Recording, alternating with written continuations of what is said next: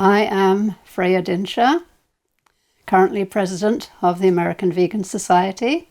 I have been vegan for 62 years now, so that's quite a long history. The headquarters of the American Vegan Society is in Malaga, New Jersey, and we've been here all that time except for a brief period in the 60s when we were in California. You were a vegetarian before that, right? I grew up as a vegetarian, yes, vegetarian family. So you were raised vegetarian initially? Yes. Wow. And were your parents vegetarian too? Well, they had decided to become vegetarian shortly before I was born, and so that's the way I was raised. And I imagine it was probably pretty challenging back then. It would have been if I were vegan back then, but as a vegetarian, not so bad. Although I think vegetarians tend to perhaps be led astray when they give up meat, they eat more animal products instead of going to more plant products. So, people used to say, well, if you have milk and if you eat eggs, you'll be fine. And I might have overcompensated for that advice by eating too much of the dairy products and eggs. That reminds me, I did an interview with Dr. Akhil Tahir. He's from India. Despite being predominantly vegetarian in that culture, they still have a lot of, issues that people have who are not vegetarian. Yes. Yeah. Mm-hmm. And he attributes it to their dairy consumption and eating so much of it. Yes. When you went vegan, that must have been pretty challenging. It was, yes. Tell me about that a little bit. Well, when I became vegan, I'd heard of vegans before, and I thought they carried things to extreme, and it was rather risky. When you change your diet, you like to maintain eating the same kind of foods, but make substitutes. The availability of a substitute for cow's milk was just not there in those days. So we made peanut butter milk and some soy milk, which weren't all that appetizing. Later I learned to make milks that were much better. Sesame milk, almond milk. Well, I didn't have a lot of confidence in it back then. I was doing it because it was the right thing to do. I'd heard about what happens to the calves so that we can drink milk that was intended for them. And, that was unconscionable. I didn't know whether I was going to thrive or not on a vegan diet. In fact, I was prepared to suffer just to do the right thing. So as things worked out, it all turned out for the good and better. Yeah. What was the key thing that made you go vegan then? Well, the key thing or the key person? Sure. I had a pen friend who lived in America, because I grew up in England, and he had become vegan in about 1957, and he told me the reasons why, and I gradually became vegan. I didn't do it all at once. I gave up the eggs first, and later on the cheese and dairy products. Honey was last. I was holed out on honey. So he must have said something pretty powerful to, over those letters? Yes, correspondence letters. Mm-hmm. Mm-hmm. Well, he'd been through the change himself. He thought that cows give milk and we can have milk, but then he learned that that was not the case. And he thought leather was just a byproduct and therefore nothing bad was associated with that. But he was corresponding with people in the Vegan Society in England, and from their writings, and he became vegan. He was also corresponding with Geoffrey Rudd, who was secretary of the Vegetarian Society of the United Kingdom, which at that time was Manchester Vegetarians. He had written a book called Why Kill for Food, 1957 approximately, and this book had a big effect on Jay. And he imported copies and sold them by mail order. But in that book, they advised people who are becoming vegetarian not to increase the amount of animal products they eat, but to eat beans and pulses, which are generally ignored or not used much by a general population on an average diet. In the letters, what kind of stories was he sharing? Well, he had visited a slaughterhouse, and that made a very big impression on him, especially when he realized that cows being slaughtered were cows who were no longer producing milk in adequate quantities to be kept going on the farm. It sounds like milk was just as bad as eating meat. Or worse. Or worse, yeah. Yes. Mm-hmm. Yeah. I don't think people realize that it's counterintuitive. Well, we're brainwashed when we're children. They tell us the stories about the farm and how the animals are all happy on the farm. The cows give us milk, the sheep give us wool, pigs give us meat, it's all in those terms. Like they're just gifting it. Yes. Did your parents, they ever went vegan? They did. Shortly after I did, they became vegan. Wow. And as it happened, the president of the Vegan Society lived across the street from us on Links Road in Epsom. So they became good friends. It was through him that my mother became treasurer of the Vegan Society, a position she held for many years. Now, does Donald Watson get in the mix in any of this? Donald Watson was one of the founding members of the Vegan Society in 1944. He had moved on by the time I became vegan and my parents got involved with the society. I mean, he was always vegan, but he wasn't taking the active role that he did in the beginning. No, I never met him. Did meet a good friend of his, Arthur Ling, who formed one of or maybe the first company in Britain to produce vegan milk, which was called the Plamel Company. It's still going, now run by his son, Adrian. Plamel group started in the 60s, I would say. Wow. That's when I became aware of it, anyway. Frank Wokes was one of the people who'd done experiments on how to produce a vegan milk. They tried to make a mechanical cow and produce it out of leafy greens, but final products made out of soy. Wow, I thought milk didn't come around till like the 90s or something. You always think things began when you first heard about it. Soy milk in this country was introduced largely by Seventh-day Adventist Dr. Miller. And the Seventh-day Adventists had been missionaries in China, so they learned about soy milk from their missionary work in China. They came over here and made it, companies like Loma Linda and Worthington made a powdered soy milk. That was on the market in the 1960s. Also an infant formula called Soylac. How far back do you think veganism really goes? I think it goes back through history. You can go back to the Buddha. He was teaching his disciples to not use animal products, a true disciple will not wear leather, will not drink the milk of an animal, and so on. Any other cultures or evidence of it appearing throughout history that you're aware of? Refrigeration makes a big difference on how much animal products you can use. You've either got to live on the farm and have your own animals and use the milk and get the meat fresh. Without refrigeration, you have to rely much more on plants. And the basic legumes, peas, beans and lentils, and leafy greens. When you look at it's not the food pyramid, but the food plate now, and there are different categories of foods that we're all supposed to eat. We're supposed to eat fresh fruit. Everybody on a healthy diet is going to eat some fresh fruit, and they're going to eat vegetables. And grains, everybody eats grains, even if they're eating white grains and not whole grains. All those things we have in common with everybody else. So a lot of people don't realize that they're eating a lot of vegan foods to start with. The difference occurs when you look at what we're eating for protein, which used to be called the meat group. And then they called it the meat and bean group. And now it's called the protein group. And so in that, we have the legumes, peas, beans and lentils, soy products, peanut products, and nuts and seeds.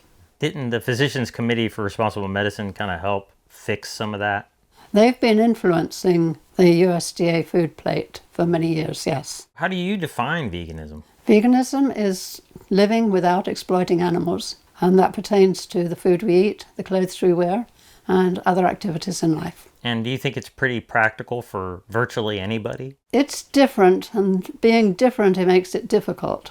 Mm-hmm. But once you grasp it, it is just a change of habit. Now, it is, granted, it's difficult to change your habits, but once you get into the new way, it's easy. You can find good results, like you're much healthier as a result of it. My children never had sicknesses like ear infections and other things that many children have to suffer through. My daughter Anne never missed a day of school due to illness. They had perfect teeth. We were warned in the beginning, you shouldn't be vegan, your children will be born without teeth. Well, I don't know any baby who's born with their teeth. Do you? But anyway, their teeth came in and they had excellent teeth. They had excellent calcium levels and they had blood tests run and so on. How did you know it was safe to raise your kids vegan? Well, there's always someone who's done it before you. There was one lady in England with whom we had a correspondence. She had 3 children. She had a little round-robin newsletter going around vegan families so they could share information. Frances Howard, that's who it was, and her 3 children. We learned from her and other people. There were people in the American Natural Hygiene Movement, which is currently led by Mark Huberman. Some of them were, definitely towards vegan, if not totally vegan. In those days, the hygienists tended to use some cottage cheese along with what was otherwise a vegan diet. Herbert Shelton, who was the teacher of natural hygiene, talked about milk and meat and eggs as second-hand foods and therefore inferior. And the Vegan Society in England had a booklet called First Hand, First Rate, describing what vegan foods were, because we're getting them directly from the plants and they don't go through animals before we eat them. Do you take any medications? I haven't taken any medications. Minor thing if I had to have some dental work done. I haven't taken any supplements, minerals and so on until very recently. I'm taking some vitamin D3, vegan vitamin D3, because I don't get in the sun as much as I used to. I find the sun is harsher than it used to be and I burn easily, and so my D levels were a little bit low. I guess you could get them from mushrooms too. Well, that's what I think this vegan vitamin D3 comes from mushrooms. I do make sure I get vitamin B12, which is generally from fortified nutritional yeast, but it's also in soy milks and other products that are around. Do you take it as a supplement though? I don't take it as a supplement, no, just as a fortification in foods. And that seems to be adequate from my blood test results. My doctor says I'm amazingly healthy. Do you go to the doctor a lot? I used not to, but then, about 3-4 years ago, I thought, well, I better have a baseline to see what I'm like before I start deteriorating due to age. What kind of activities do you like to do on a given day? Well, I like walking, hiking. I enjoy swimming and I enjoy a game of tennis now and then. Do you have like arthritis or difficulties with doing any of that? Wow. No. So many people do, though. It's weird. Yeah, I don't have those inflammatory conditions. Before you went vegan, you're a vegetarian. When you went vegan, did you notice anything physically that changed or mentally? Any changes? Well, as a lacto egg-eating vegetarian, I grew up as an asthmatic. So I had asthma quite frequently, and that was difficult to deal with. When I became vegan, the asthma went away. Now, that could also have been because I was growing up, had a bigger body, but I largely overcame asthma through a vegan diet. But it was also a natural whole food vegan diet, because I know I could get asthma again if I indulged in the junk foods, or if I slept with a feather pillow, or I was in a dusty environment. It's something I'm constantly aware of that I could succumb to if I didn't guard my environment and the foods I eat. I've had several people tell me they overcame asthma by going vegan. Yes. It seems to be a very common thing. Mm-hmm. Well, I do find I'm sensitive to salt. If I have too much salt, I get tense. I'm on a low salt diet. And that's probably a good thing. I guess you don't worry about sodium, though. It's in your vegetables. I'm eating plenty of vegetables. Are there any nutrients you do worry about besides vitamin D, which isn't a nutrient, or B12, which really isn't? No. No. Do you, like when you're making foods, you're thinking, I got to eat these foods, otherwise I won't get these nutrients, or you just eat a variety? Well, that's the secret to a good vegan diet, is a variety. Describe what that variety might look like. Well, you want to know what we ate today? Yeah, give us an example. Well, this morning we made a muesli, which is an oat-based cereal, rolled oats, mixed with dried fruits and nuts and seeds, and a bit of soy powder in there, a little bit of shredded coconut. Add water and stir in grated apples. That's a favourite breakfast of mine. For lunch, we had steamed vegetables. We had a layered pot with onion, carrot, potato, squash and green peas. We had baked eggplant and zucchini squash and Loma Linda Big Franks, the large links. And you also had some bread that your grandson made. Yes, we had excellent bread that Clint has made. He's learned how to use the bread maker. And a couple of delicious, I don't know if you had any, but those cookies were really good. Yes. Banana cookies. That's great. Is there any other ways you could describe that variety? I like to make soups a lot. Well, leafy greens are such a good food. It answers many of the questions people have about where you're going to get your minerals and good quality protein and so on. You can just say dark green leafy vegetables. There's your answer. But people don't like to eat them very often. So when I make soups and stews, I can put them in there, and so the family will eat them. I also find they give a very good flavour to the broth when, if you put some collards in or kale. Yeah, I like soups a lot. We like baked potatoes with different toppings. Traditional food in the Dinshah family is rice and dal. The dal is yellow split peas. We cook them up with some curry powder, maybe in the same pot with the rice, or maybe separately with the rice on the plate and the dal poured on top of it. Since my husband's family, or his father, came from India, we do have that traditional nutritional pattern coming into the family meals. And there's no shortage of variety. I mean, you can get all kinds of different textures and flavors that people might not even be experiencing eating animal products. Yes, you can run through the alphabet getting different kinds of beans. When you look at the different ethnic food traditions, there are so many different ways to prepare things. And you have some books that you've been a part of, cookbooks. Didn't you write or do one of the first vegan cookbooks? I wrote, it wasn't the first cookbook that was vegan, but it was the first cookbook in this country, in the United States, which had vegan in the title and explained the reasons for being vegan. Other vegan cookbooks before that were written by doctors for health, and it was strictly from a health standpoint. I don't remember reading the ethical motivation behind that. My book was The Vegan Kitchen. And when was that? About 1965. And can people still find that, buy it? Yes, we've still got it available. Mm-hmm. Do you sell it on a website or something? It's listed on our website, yes. And what is your website? AmericanVegan.org. Awesome. And what other things do you do that keep you active in the movement? You have a magazine. Well, the magazine takes a lot of time, finding out what we're going to put in it and getting people to write it, editing it for size, running it back and forth. The magazine is American Vegan. And the website for that? It's the same one, AmericanVegan.org. Nice. So we're generally known as American Vegan. How much does that cost? A subscription is $25 a year. Well, originally it was $3. At the beginning, it was a mimeographed 4-sheet magazine in the beginning. We also have a low-income subscription. People can join for $12 if they can't afford $25. And then you also do an event annually?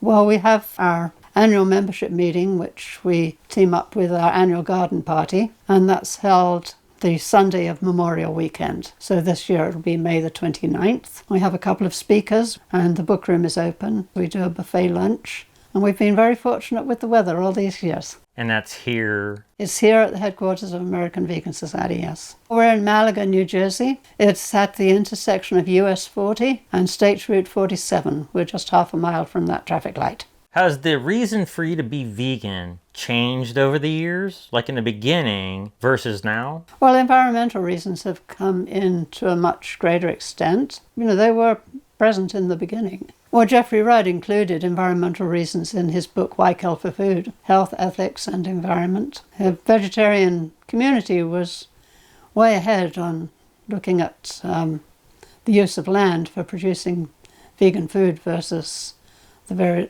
diet that other people eat. There's 3 basic reasons.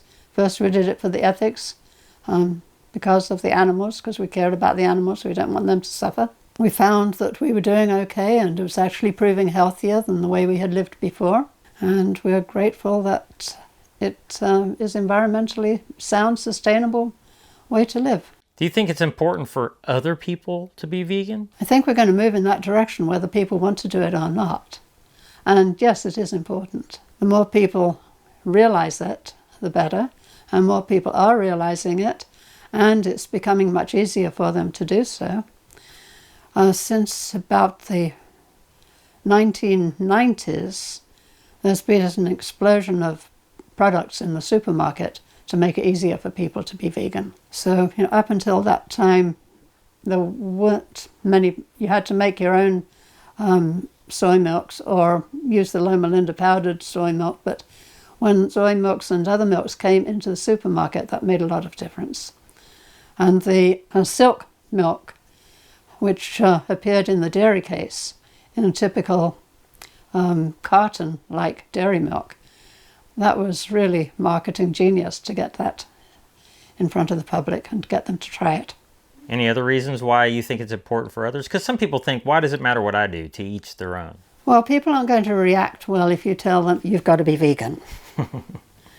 They need to come to the decision themselves. Then I think they'll be very satisfied with it. But why might it be important for them to? So they can realize the benefits that we, who have been vegans for a long time, have realized. Mm-hmm. Good health, good conscience, as far as the animals are concerned, and sustainably treading lightly on the planet. Do you have family members that are vegan and some that aren't? What is the rest of your family like? Our family has largely become vegan.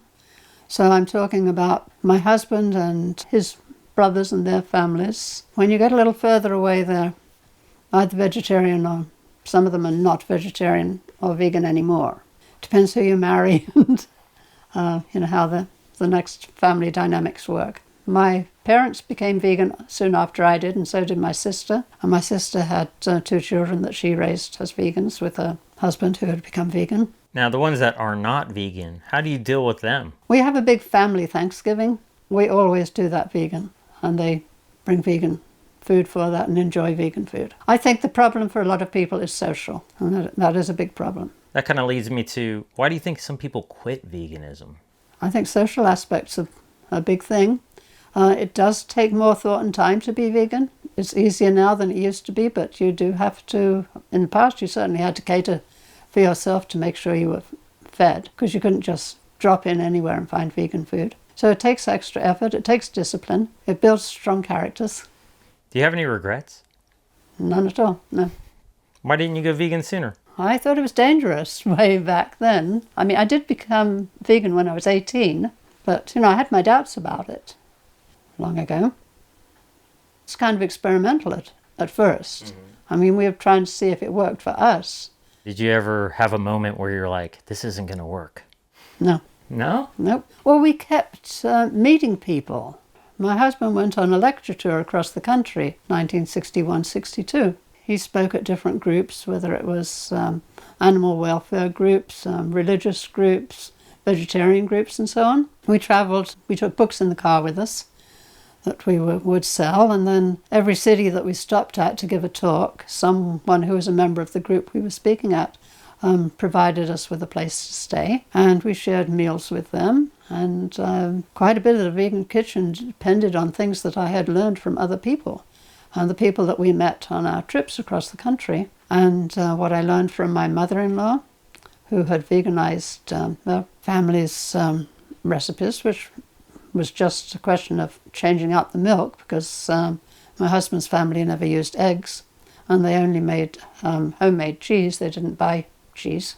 And then recipes from my mother, which either used or we adapted. And you just felt good, I guess, so you just kept going with it, right? Mm-hmm, yes. Yeah. Do you have any success stories you'd like to share? Well, I'm not a doctor who can tell you about patients who No. overcame things. But a doctor didn't influence you.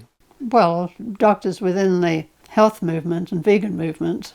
Eventually. Yes. Yeah. Mm-hmm. But not in the beginning, right? Not in the beginning, no. What I find remarkable is that veganism isn't something you have to learn from somebody else.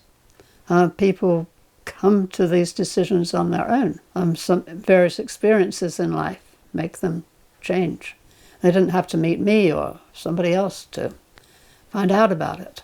There are people who lived on farms and they were very fond of the animals on the farms until a particular animal that they were fond of got served for dinner.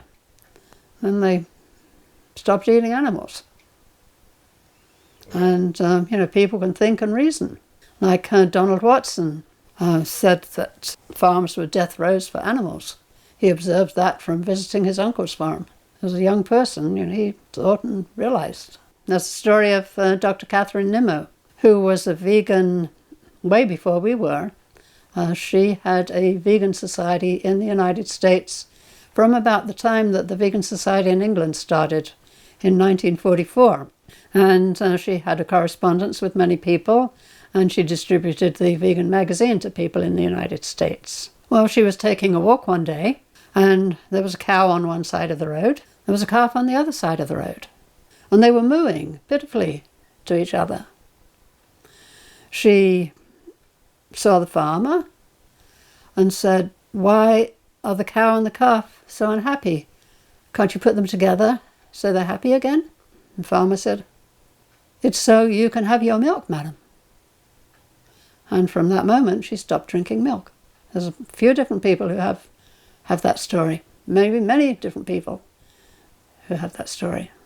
I think we influence a lot of people by our example. What have you found to be maybe the best way to encourage others? Feeding them. Is there anything about vegans you think might be ideal to change? Like our approach or how we live? We mustn't be judgmental of other people. We weren't always vegan. I mean, most people who are vegans weren't always vegan. We made a change, but it doesn't help people change if you're judgmental. It just puts them on the defensive and they dig into the way they are even harder.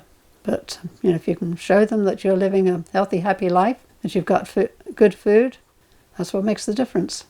You think we'll ever see a vegan world? Not entirely 100%, no. But we're certainly moving in that direction if we are to survive as a world. What could we do to get there?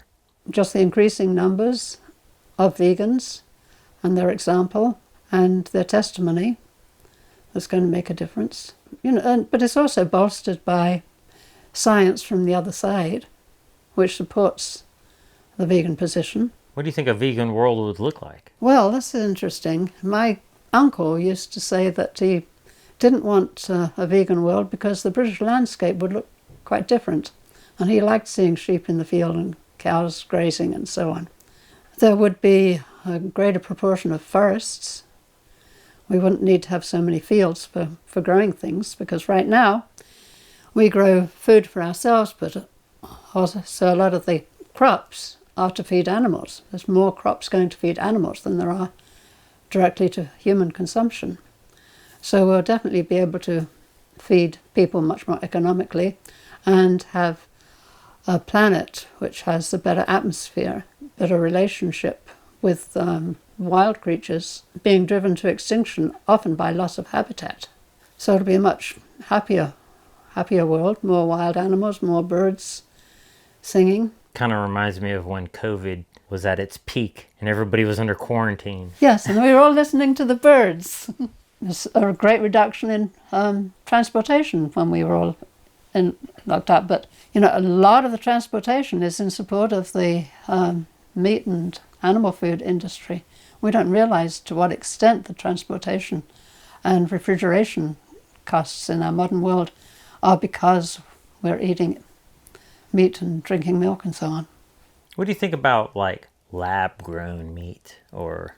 I don't need it for myself, but maybe it's going to make a difference for some people. Sounds as though it's economically out of reach, but you never know how they will advance with it, whether it will become an economic proposition to do it that way. What do you think about mock meats? Do you enjoy those? They've definitely got a place, yes. Mm-hmm. They're, where the strict... It's a meeting place between the very strict vegans and the other people. It's a meeting place. It's a transition place. Is it important for other people to raise their children vegan? I think so. If they know what they're doing and... What are some of the benefits, you think, to raising a kid vegan? Oh, they don't suffer colds and ear infections and things like that to the extent people who are using dairy and meat do. Do you think it's harder to raise a kid vegan? I think when children understand that animals are killed and we steal their milk, children can have an understanding of that. Any tips for raising children vegan? I'll make sure they're well fed, that they enjoy their food, and it is an attractive diet. Is there anything wrong with vegan breast milk? No, that's the best milk there is. Well, it depends on the health of the mother. The mother has to have a good and adequate diet in order to produce milk sufficiently of good quality. Well, you have to have enough energy foods, protein foods, carbohydrates and so on. Dark green leafy vegetables can answer a lot of questions, include those in your diet. Things like figs can stimulate milk production, figs and almonds. When you're transitioning a child into foods away from breast milk, what kind of foods are great for that? Oh, we used to make sesame milk or sesame soy milk. And in fact, we still do. I've got some in the refrigerator right now. Sesame is an excellent source of calcium. Environmentally, it doesn't use a lot of water compared to other things. And chickpeas are excellent. So if you combine chickpeas and sesame, you've got hummus. Hummus is an excellent food when you're looking for protein, calcium, and other nutrients that you need. That comes from Mediterranean tradition, Middle Eastern tradition, hummus. And then they have things like tabbouleh, which is grains with a lot of parsley, mint, good green vegetables, cucumbers, tomatoes, and so on. Green onions. I guess you did a lot of blending of foods at first. Yeah, I would say that the electric blender is one of my favorite pieces of kitchen equipment because it allows you to mimic a lot of the foods that you missed, making your own milk and creams and so on. You can make nice smooth soups that way. You know, things that in the old days you could make, but you'd put a lot of labor into grinding things and boiling them, and then, you know, if you were making coconut milk, for instance, then you strain it through a cloth and squeeze out the milk. But having a blender is excellent. Now, as your children got older, what were some important conversations to have with them? Well, I think they were often listening to what their father said when he was talking to other people. So they probably picked up a lot more things from listening than direct conversations between us. It's just part of the way we lived and did things. And they were fortunate that their cousins next door were being raised the same way. Did you have to have special conversations maybe when they were going to a friend's house for the night or when they were going to school for the first time? Or... Well, I expected them to break some rules. I think they broke rules a whole lot less than I expected them to. You know, when you're being vegan, if you don't do it 100% or you slip up once in a while, you shouldn't berate yourself about it. You know, it's just get back on the train. So how would you respond? I guess then, you know, you find out, oh, maybe a relative is feeding them animals or a friend's house or something like that. What would you say? Well, that would be a question of talking to the person who's feeding them wrong things. I don't think we had that occur, really. I mean, it occurred accidentally, I'm sure. I know it did in my life. One time we were visiting a neighbour and my parents were talking to a lady who owned the house, and we children were eating with the children in the house, and I got fed a fish paste sandwich, which is really revolting. What are some of your favorite foods to help inspire other people with? This week I made an eggplant lasagna. At Thanksgiving I make a big cauliflower for the centerpiece. Lightly steamed cauliflower over which we pour a cauliflower sauce and then bake it in the oven, and it looks quite beautiful. Yellow and, you know, with brown spots, and then it carves very nicely. I like making things like burgers and bean and grain burgers. I like making nut roasts, which is generally from ground up breadcrumbs mixed with nuts and seeds, and then vegetables and herbs and different flavourings. So that can be a big centerpiece. Lentil savoury is always popular. What are some resources that you think would be really top-notch for other people to consider if they're wanting to explore this as an option? Well, I think they should go to the AmericanVegan.org website. Physicians Committee for Responsible Medicine is an excellent source for health information. Prior to going vegan, did you ever think there's no way I can do that? Oh, yes. Yeah. I thought it was just too far out there. Not practical.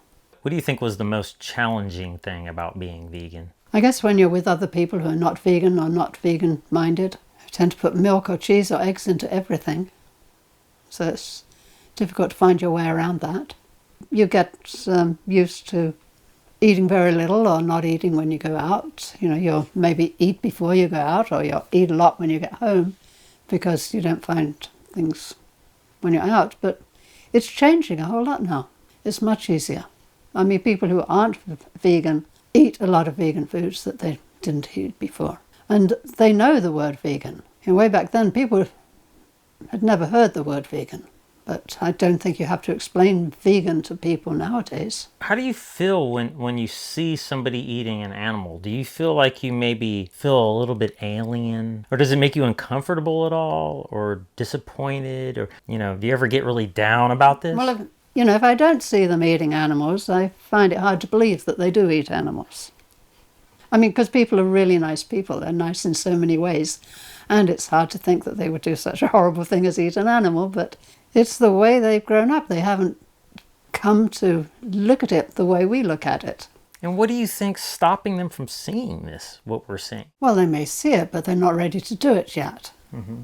Well, I've found that when I go to a dinner, with other people who are not vegetarian, not vegan, maybe there's 100 people and I'm the one who asks for a vegan plate. They're always asking me why I'm eating differently from them. I feel like asking them why they're eating the way they're eating. How do you deal with traveling when you go places? There are vegan options when you take the train.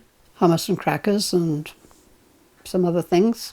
I'm not sure what the situation is with airline meals now, but I have travelled and gotten a vegan meal and the person next to me has thought it looked better than what they had. Is it expensive to eat vegan? Well, the basic vegan diet is not expensive. The basics are grains and beans and split peas. These are among the cheaper foods. Some people think that fruits and vegetables are expensive too, and they can't afford them, but some of those people can afford their cigarettes and their alcohol. These substitute foods are more expensive than making food from scratch yourself, but you can make your own bean burgers and milks and other things, or buy what's in the marketplace. It depends on how your time is divided in your life, what works for you. If you're very busy, then you can afford the convenience foods. If you're not so busy, then you can spend more time making foods from scratch. Is there anything we didn't talk about that maybe you would like to share? Well, I think what's important to realize that if you embark on a vegan program, you're going on an adventure and you're going to discover a lot of things you didn't know were there before. At the outset, people think that a vegan diet is very restrictive because they just count the things that you can't eat anymore. You've got no milk, you don't have ice cream, you're cutting out meat, you're cutting out cheese, you're cutting out eggs. And since most people eat these things every day and put them in a lot of dishes, then they're stumped. They don't know what they're going to eat.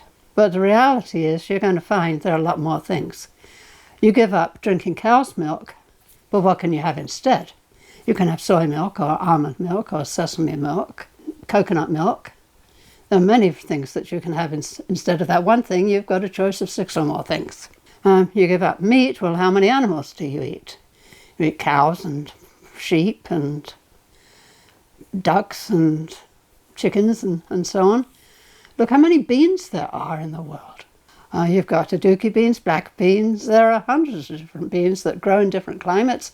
They're very sustainable so far as ease of growing and our resources are concerned. There's so many things that you can eat instead of the meat and the chicken and so on. And that's quite aside from imitation ones that people make. Substitutes for meat are made out of wheat gluten. Gluten in the wheat, which is the stretchy. It's a lot of fun to make your own gluten from flour and make it into meat-like products. And these products are sold in the marketplace too, in many varieties. So you're always going to be discovering new things.